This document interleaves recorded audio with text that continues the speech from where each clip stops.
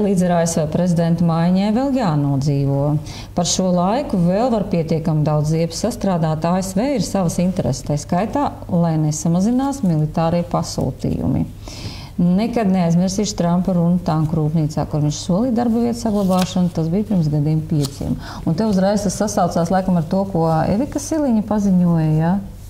Līdz ar Trumpa uzvaru, kā viņa uzreiz atskaitījās. Jā, to tu ļoti pareizi akcentēji. Tur bija divas runas. Prezidenta runa, kura kā vienmēr bija pietiekuši korekta, un bija arī mūsu premjera runa, un arī bija teikts, pateicības vārdi, un beigās bija teikts, ka mēs jau esam 3,45% no mūsu IKP jau, kā saka, samaksājuši. Un tas tā mazliet, kā saka, uzreiz pirmā tā reakcija, laikam visi atcerās to, ka Trumps bija prezidents, ka viņa attieksme pret NATO bija diezgan strikta, viņš prasīja tos 2%. Jā. Mēs to pieaudzējām. Bet ir vēl arī pietiekoši daudz valsts, kuras vēl joprojām to nav pieaudzējuši. Tādā pašā laikā laikam būtu ļoti korekti atzīmēt arī to, ka 3,45% priekš mums ir pietiekoši, varbūt priekš mums, kā esošajā ekonomiskajā situācijā, arī liela nauda, bet 2% Vācijā, tā pavisam cita nauda.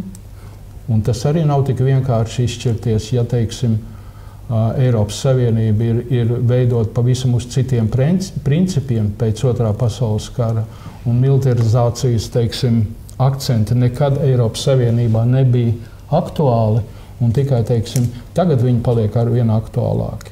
Bez šaubām mēs tagad nerunājam par NATO, bet arī, ja mēs runājam par NATO, es ļoti ieteiktu visiem, kuri interesējās par politiku, uzmanīgi palasīt, ko nozīmē 5. pants NATO. Jā, tur ir 3. pants, kurš saka, ka katrai valstī pašai jābūt gatavai un jādara viss iespējamais. Bet 5. pants ir ļoti komplicēts. Un man ļoti nepatīk tie žurnālisti, kuri saka, bet mūsu 5. pants glābs. Manā skatījumā NATO 5. pants ir tik komplicēts, ka katra valsts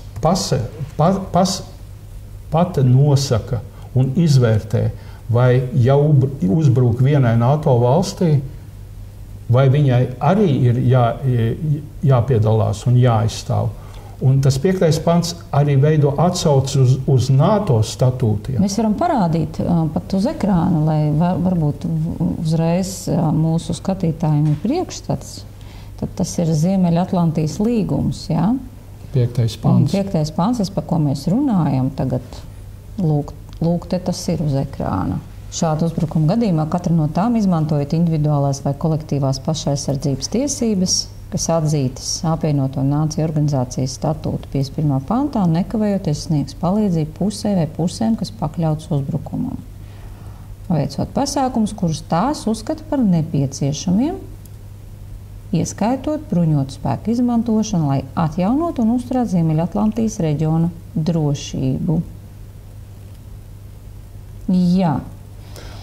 Un šie pasākumi tiek pārtraukti, kad Drošības padome ir veikusi pasākumus, kas nepieciešams starptautiskā miera un drošības atjaunošanai un uzturēšanai. Tad Drošības padome, saprot, var noraut stopkrānu šiem 5. pānta darbībām.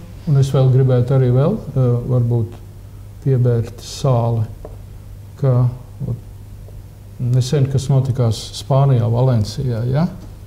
Nedod Dievs, ja tagad kaut kas notiekās, ja? Es nedomāju, ka Spānijas reakcija būs tik, ja cilvēki bija tik dusmīgi un meta, tos atkritumus karalim, kad arī, būs uzreiz automātisks, piekrišana kādam vēl palīdzēt.